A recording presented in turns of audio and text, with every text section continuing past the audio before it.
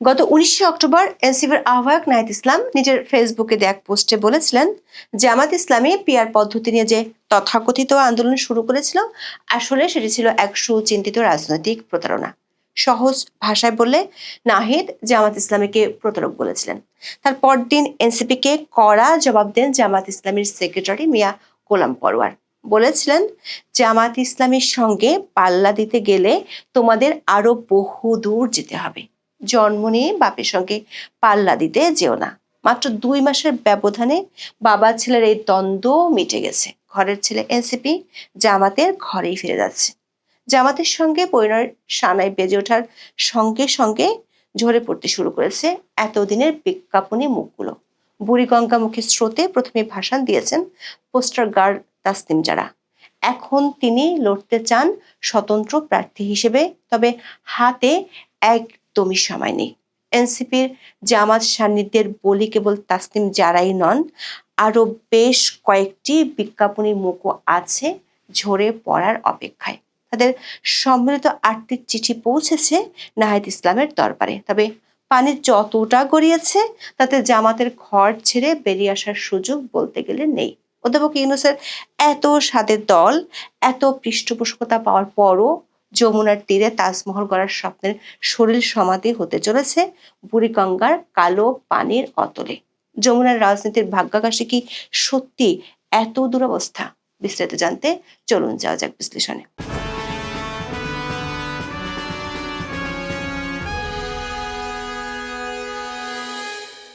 2007 সালে অধ্যাপক ইউনূস মঈনুদ্দিন ফখরুদ্দিন সরকারের বিশেষ সুবিধা নিয়ে দল করতে চেয়েছিলেন। তোড়জোড়ও শুরু করেছিলেন। ডাকডোল পিটিয়ে জাতির উদ্দেশ্যে 2টো চিঠিও দিয়েছিলেন। কিন্তু 100 দিনের মাথায় জনসমর্থন শূন্যের কোটায় বুঝতে পেরে তল্পিতল্পা গুটিয়ে ফেলেছিলেন। নিজের অপূর্ণ ইচ্ছে তিনি পূরণ করতে চেয়েছিলেন জুলাই আন্দোলনের সমন্বয়কদের দিনে। চলতি বছরের 30শে জানুয়ারি সুইজারল্যান্ডের দাভোসে বসে ব্রিটিশ সংবাদ মাধ্যম ফিনান্সিয়াল টাইমসের প্রধান বৈদেশিক বিষয়ক ভাষ্যকার গিডিয়ন রাখমানের পডকাস্টে কথা বলেছিলেন অধ্যাপক ইউনূস।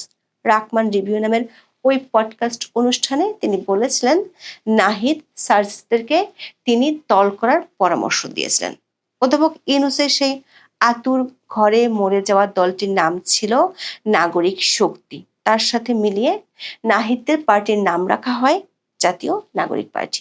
তবে নাহিদদের পার্টি আদৌ কোনো জাতীয় পার্টি নাকি ইতিমধ্যে পরিচিত পাওয়া কিংস পার্টির চেয়ে আরো ছোট কোনো পার্টি কিনা, সেটার জন্য দরকার ছিল জাতীয় সংসদ নির্বাচনে এককভাবে লড়ে বড় ধরনের জয় দেখানো।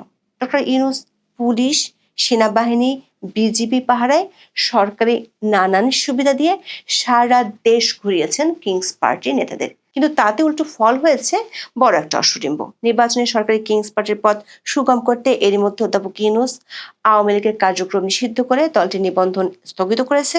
নিষিদ্ধ না করলেও 14 দলীয় জোটের অন্য দলগুলোকে করে রেখেছে মাঠ ছাড়া। আনুষ্ঠানিক যাত্রার শুরুর পর থেকেই সরকারি পৃষ্ঠপোষকতায় রহস্যময় ভূমিকায় অবতীর্ণ হয়েছিল ডক্টর ইউনূসের আশীর্বাদধন্য কিংস পার্টি এনসিপি। আজ যে কথা, পরদিন দেখা যায় ঠিক বিপরীত অবস্থান। নতুন বন্দোবস্ত আর বিপ্লবের গাল ভরা বুলিতে নেতারা হাজির হন দেশ উদ্ধারের নায়ক হিসেবে। যমুনার সদর দরজা তাদের জন্য ছিল সব সময় খোলা। এমনকি সরকারের ইচ্ছা পূরণের সাজানো আন্দোলনেও অগ্রসেনার ভূমিকা নেয় এনসিপি নেতারা। থানা, পুলিশ সব হাতের মুঠোয় মবের দায়ে আটক কর্মীদের বীরতর্পে ছাড়িয়ে আনতেও দেখা যায়। কিন্তু অধ্যাপক ইউনূসের সেই 18 বছর আগের স্বপ্ন হোঁচট খাওয়া শুরু করেছে বহু আগে থেকেই। সামরিক বাহিনীকে তুচ্ছ তাচ্ছিল্য করা নেতারা যেদিন বিপদের মুখে ঢুকে পড়েছিলেন সেনা এপিসির ভিতরে, সেদিন এনসিপির 10 মাসের সেই রামরাজত্ব ফিকে হতে শুরু করে নির্বাচনের তফসিল ঘোষণার পর থেকেই। এতদিন রণহুঙ্কার দেয়া নেতাদের কলার স্বরে দেখা যায় ভাটা। নির্বাচনের জোট করা নিয়ে বাগাড়ম্বর শেষে দেখা যায় কেউ তাদের ছাড় দিতে রাজি নয়। বিশেষ করে বিএনপির অনাগ্রহ চোখে পড়ার মতো। বিএনপি এনসিপিকে সুলভ মূল্যে সর্বোচ্চ 4টি আসন দিতে চেয়েছে। তফসিল ঘোষণার আগে পদত্যাগকারী 2 প্রতাপশালী ছাত্র উপদেষ্টার আশা ছিল তরি ভেড়াবেন বিএনপিতে। তবে পদ ছাড়ার পর মাথার উপরে ভেঙে পড়ে আকাশ। পদত্যাগী 2 উপদেষ্টা আসিফ মাহমুদ এবং মাহফুজ আলম কয়েকদিন উদ্ভ্রান্ত ঘুরে ফিরে ঠাঁই নিয়েছেন এনসিপিতে। আর এনসিপি শেষ পর্যন্ত বিপ্লবী ইমেজ বুড়িগঙ্গায় বিসর্জন দিয়ে জামাতের কৃপা ভিক্ষা করছে।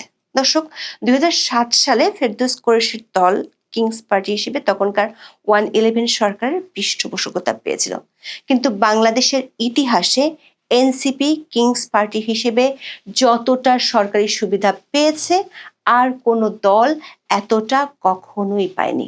তারপরও পদত্যাগ করা দুই উপদেষ্টাকে কোনো বড় দলই নিতে চাইছে না। সূত্রগুলো বলছে জামাতের সঙ্গে পরিণয় প্রায় পাকাপাকি হলেও আসিফ আর মাহফুজের ভাগ্য এখনো ঝুলছে সুতোর উপরে। সাবেক এই দুই উপদেষ্টার দায়ভার জামাতও নিতে রাজি নয়। তারা মনে করছে নির্বাচনে তাদের প্রার্থী করা হলে উপদেষ্টা থাকার সময়কার বিতর্কিত কাজের দায় পড়বে জোটের উপর। প্রতিদ্বন্দ্বীরা ভোটের প্রচারের সময় জামাত এনসিপি জোটকে সরকারের আশীর্বাদ পুষ্ট হিসেবেও তুলে ধরতে চাইবে। সমকালের প্রতিবেদনে বলা হয়, আসিফ মাহফুজ ইস্যুর সমাধান করে জামাতের সঙ্গে জোট চূড়ান্ত করতে চায় এনসিপি। এটা না হলে সাবেক দুই উপদেষ্টার অনুসারীরা বিএনপির সঙ্গে জোট চান। এই জন্য তারেক রহমানের সঙ্গেও দেখা করার সুযোগ খুঁজছেন। তবে এনসিপিকে সপ্তাহখানেক আগে 4টি আসন ছাড়ার প্রস্তাব করা বিএনপি এখন আর আলোচনা করতেই আগ্রহ দেখাচ্ছে না। এমন অবস্থায় বুড়িগঙ্গায় বিপ্লবের সলিল সমাধি ঘটিয়ে জামাতের ঘরণী হওয়া ছাড়া আর কোনো উপায় নেই ডক্টর ইউনূসের নিয়োগকর্তাদের দলের। কালবেলার এক প্রতিবেদনে বলা হয়, তফসিল অনুযায়ী 29 ডিসেম্বর মনোনয়নপত্র দাখিলের শেষ তারিখ। এর মধ্যে রাজনৈতিক দলগুলো নির্বাচনী জোট, আসন সমঝোতা সহ সব প্রস্তুতি শেষ করতে জোর তৎপরতা চালাচ্ছে। শেষ সময়ে এসে অনেক রাজনৈতিক সমীকরণও বদলে যাচ্ছে। এরই ধারাবাহিকতায় জামাত এনসিপির আসন সমঝোতার বিষয়টি 2-1 দিনের মধ্যে চূড়ান্ত হতে যাচ্ছে। এজন্য দুই দলের শীর্ষ নেতারা 26 ডিসেম্বর রুদ্ধদ্বার দীর্ঘ বৈঠক করেন। 27 ডিসেম্বর রাতে এনসিপির সিনিয়র যুগ্ম আহ্বায়ক সামান্তা শারমিন নিশ্চিত করেছেন, জামাত ইসলামীর সঙ্গে জোট করে ত্রয়োদশ জাতীয় সংসদ নির্বাচনে অংশগ্রহণ করতে যাচ্ছে জাতীয় নাগরিক পার্টি বা এনসিপি। রবিবার মানে 28 ডিসেম্বর এই জোটের ঘোষণা করা হবে। সামান্তা শারমিন বলেন, ফাইনালি জামাতের সঙ্গে এনসিপি জোটে যাচ্ছে। এর মানে হলো 3 মাস আগে জামাতের সেক্রেটারি গোলাম পরোয়ারের বলা সেই কথার প্রতিফলন ঘটতে দেখা যাচ্ছে। তিনি এনসিপির উদ্দেশ্যে গত অক্টোবরে বলেছিলেন, জন্ম নিয়ে বাপের সঙ্গে পাল্লা দিতে এসো না। এনসিপি পাল্লা দেয়নি, বরং ঘরের ছেলে ঘরে ফিরে যাচ্ছে।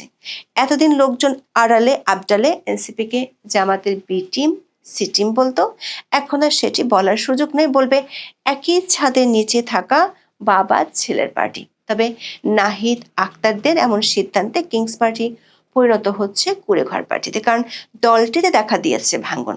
জামাতের সঙ্গে এনসিপির সমঝোতা চূড়ান্ত হওয়ার পরপরই পদত্যাগের ঘোষণা দেন তাসনিম জারা। এনসিপি গঠনের পর থেকেই তাদের পোস্টার গার্ল হয়ে ওঠেন যারা। অধ্যাপক ইউনূসের স্নেহধন্য এই নেতা গত সেপ্টেম্বরে প্রধান উপদেষ্টার নিউ ইয়র্ক সফরেও সঙ্গী হয়েছিলেন। তবে নির্বাচনের আগে জামাতের সঙ্গে জোট গঠন প্রশ্নে হারিয়ে যায় তার প্রভাব। ঢাকা 9 আসনে এনসিপির হয়ে প্রতিদ্বন্দ্বিতার ঘোষণা দিয়ে সম্প্রতি অনলাইনে আর্থিক অনুদান সংগ্রহ করেন যারা। ফেসবুকে 22 ডিসেম্বর মানুষের কাছে চাঁদা চেয়ে এর 2 দিনের মধ্যে পুরো টাকা সংগ্রহ হওয়ার তথ্য জানান, কিন্তু ব্যাংকে জমা পড়া টাকায় সুদ জমার আগেই এনসিপি 30টি আসনের বিনিময়ে নিজেদের সব সুদ জামাতের ঘরে জমা দিয়ে এসেছে। তাসনিম জারা অবশ্য এখন বলছেন, এনসিপি থেকে বের হয়ে যাওয়ায় তিনি যারা টাকা দিয়েছেন তারা ফেরত চাইলে দিয়ে দেবেন।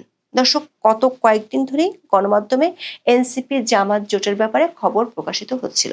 এতে বেজায় চটে এনসিপির কয়েক নেত্রী। জামাতের সঙ্গে জোটের বিরুদ্ধে আপত্তি জানাতে 25 ডিসেম্বর আহ্বায়ক নাহিদ ইসলামের সঙ্গে বৈঠক করেন এনসিপির 6 নারী নেত্রী, কিন্তু তারা সুবিধা করতে পারেননি, বরং শুরুতে যারার সঙ্গে থাকা কয়েক নারী নেত্রীও এখন সুর বদলে ফেলেছেন।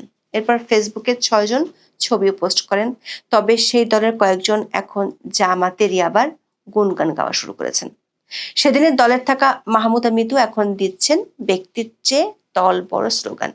যারা পদত্যাগের পর ফেসবুকে লেখেন, উই বিলিভ নাহিদ ইসলাম। ইঙ্গিতপূর্ণ আরেক পোস্টে লেখেন, 1 পয়সা দিয়েও দেশি ভান্ডারা পশ্চিমা গং বিশ্বাস করি না। এর চেয়ে যারা ওপেন বলে কয়ে পশ্চিমা এজেন্ডার পক্ষ নেয় তাদের স্যালুট। এই ইস্যুতে এনসিপির দুটি পক্ষ এখন মুখোমুখি। বলা যায় ছোটখাটো একটা গৃহযুদ্ধ দলটার ভেতরে শুরু হয়েছে। দলের 30 জন কেন্দ্রীয় নেতা আহ্বায়ক নাহিদ ইসলামকে চিঠি দিয়ে এই জোটের ঘোর বিরোধিতা করেছেন।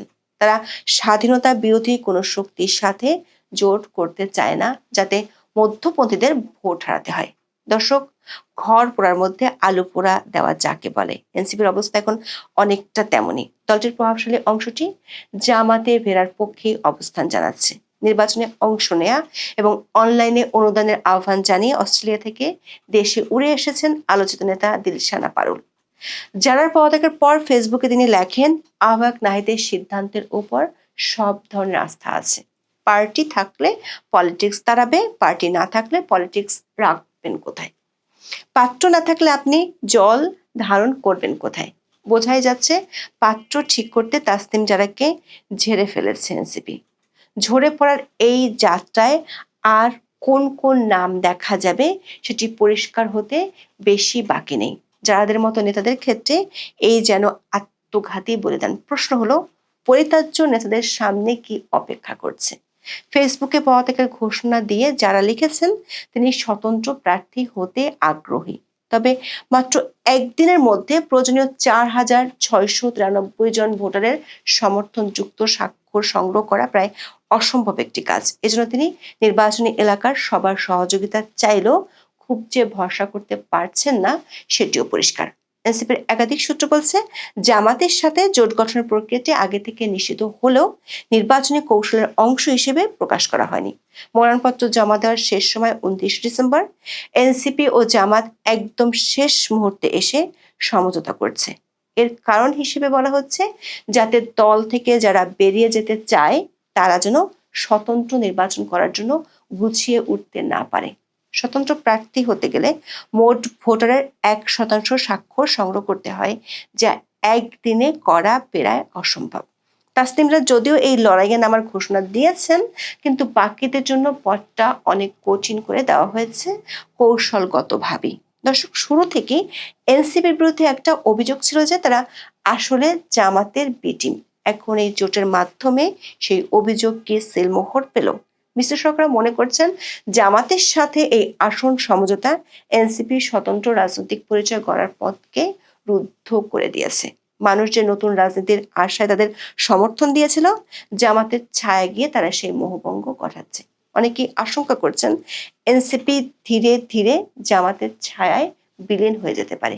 এনসিপির নারী নেত্রীরাও মনে করেন, জামাতের সাথে সমঝোতা করলে তাদের স্বকীয়তা ম্লান হয়ে যাবে। প্রশ্ন হলো, শেষ পর্যন্ত কি বাঘের ঘরে ঘুঘের বাসা হবে, নাকি এনসিপি নিজেই বিলীন হবে? এতদিন যারা একে অপরের ছায়া মারাতেন না, এখন তারা একই ছাতার নিচে বসার জন্য রীতিমতো কাড়াকাড়ি করছেন। বিশ্লেষকরা মনে করেন, এই জোটের ফলে বাংলাদেশের রাজনীতিতে ডানপন্থার বা ইসলামপন্থী শক্তির উত্থান প্রবল হতে পারে। বিএনপি ও জামাতের মধ্যে যে মেরুকরণ তৈরি হচ্ছে, তাতে মধ্যপন্থী দলগুলোর ভোট ব্যাংকে টান পড়তে পারে। বিশেষ করে তরুণ প্রজন্মের রাজনীতি যারা করতে চেয়েছিলেন, তারা যদি পুরনো ধারার সাথে মিশে যান, তবে নতুন কোনো রাজনৈতিক সংস্কৃতি গড়ে ওঠার স্বপ্ন অধরাই থেকে যেতে পারে। রাজনীতির মাঠ এখন যেন দাবারুর চাল। কেউ কিস্তিমাত করতে চাইছে, কেউ আবার চাল ভুল করে ফেসে যাচ্ছে।